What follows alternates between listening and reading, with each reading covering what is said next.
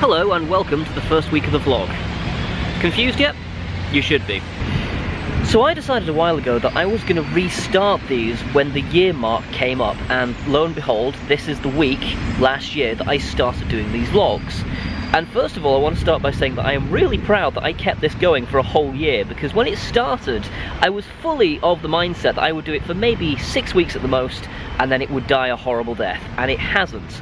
Despite this year being an interesting year, certainly, and we didn't make 52 videos, that's true, but I think 49 out of 52, it's not bad.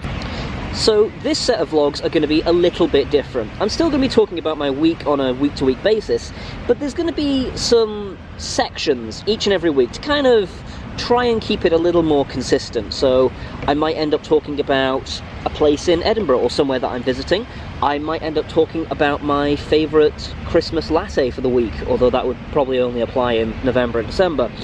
And I'll just talk about random stuff that I think will be quite interesting for the video. I might not keep this camera angle though, because I'm not convinced it works. This is an Eckelfecken tart, and I've never tried one before, and I don't like not having tried food, so we're gonna try one. Oh, that fork's not gonna work. It smells like a mince pie. Wow, that's really fucking good. Oh wow. It's like a treacle tart and a mince pie had a baby. Serving suggestions, serve them on a plate. That's great, thanks for that. Eckelfecken tarts have been based in the secluded village of Aberlour, Speyside, in the heart of the Scottish Highlands. They are baked to a traditional Scottish recipe and take the name of a small town in Dumfries and Galloway in the south of Scotland. These delicious butter tarts are packed with finest fruit, sultana, almonds, currants and cherries. Good combo, apparently. So today is Tuesday and today I am off to work. Now I know what you're thinking, but John, don't you still have a day off?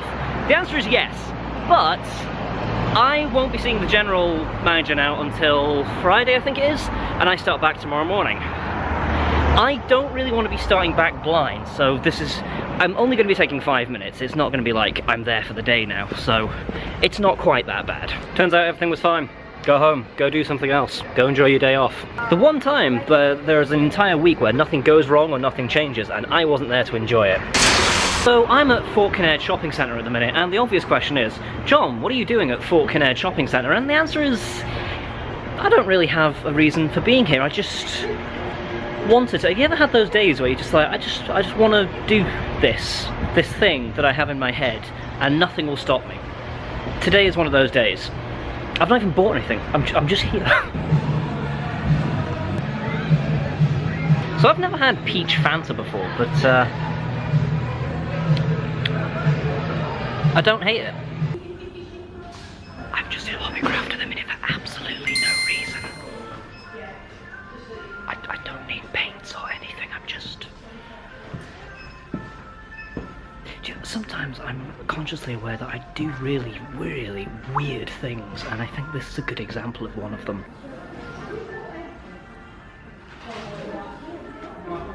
So I bought 2 gel pens just to try and justify this. Hey Mo, what do you have to say to the folks at home? No, don't be shy. Come on, you love attention. Oi, Mo. You know, this wouldn't happen if I had a dog. I'm just saying, mate. This week, we're looking at Jenner's department store. Jenner's has been an active business on Edinburgh's Princes Street since 1838, when it was founded by Charles Jenner, who was a Fellow of the Royal Society of Edinburgh and also a linen draper by trade, and Charles Kennington, and was originally known as Kennington and Jenner. Hey there guys, John here.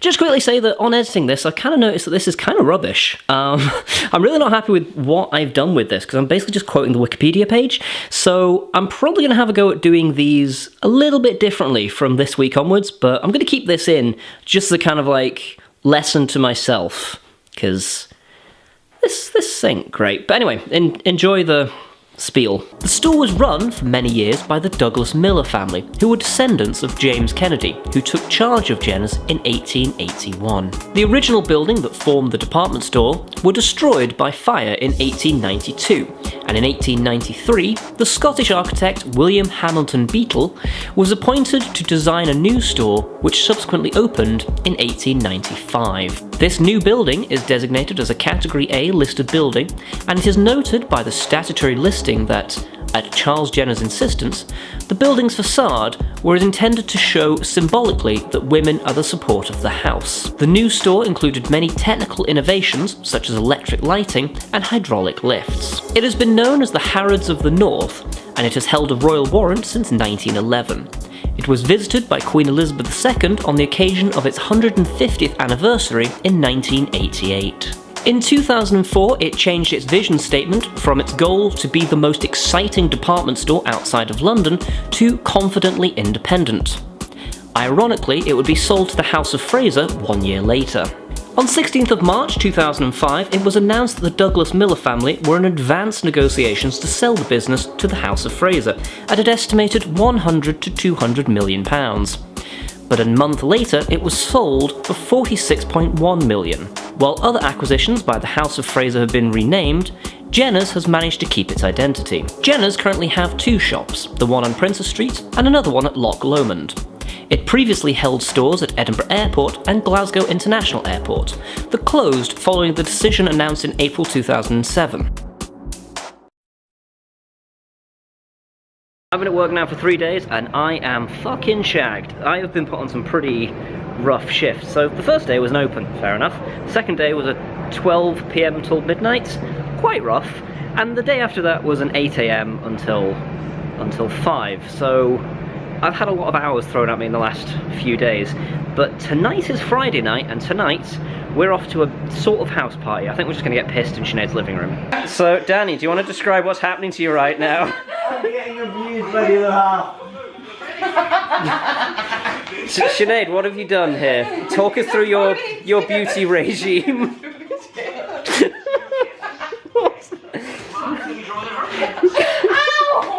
Today I have work at 3, so about an hour and a half from now. But what I'm going to do before that is, there is a new series of Red Dwarf. I really like Red Dwarf. Red Dwarf's great, and they've just released the 12th series. It's not aired yet on not UK TV, Dave. I should know that, it's a very well-known channel. But it has launched on their online platform. What they did last year with Series 11 was that they released every episode a week earlier than it aired. So basically you were able to watch it online. So basically everyone watched it online. And the first episode is now up, and it is called Cured. So I'm going to watch it and have some breakfast and maybe some tea, and I will let you know what I thought of it. So today's Sunday. Today is the end of the week. I've got work in a couple of hours, and I'm just going to head into town, grab maybe a coffee and a couple of other things. I never talked about Red Dwarf once I finished watching it. It was really good. It's really, really good. It was basically a cat episode, which is really weird, because for like all the time that Red Dwarf was running up until the last episode of Series 11, there wasn't really an episode centered around the cat. He was just kind of a character that was there. And now we've had this episode and the previous episode both be sort of cat focused. It's really weird, but it's really good to see that character actually have some focus put on them for a change. It only took, what, nearly 30 years, but I mean, it's great, and Danny John Jules played it really frickin' well. By the time this comes out, probably the entire series will be out, so go check it out or buy the DVD, because the DVDs are always really good. And we're going to leave it at that. This is like 4 weeks after I filmed the rest of this. I basically didn't film anything for an outro, and it really jars if I just kind of jump to outro. So the video is now over. You may get on with your lives.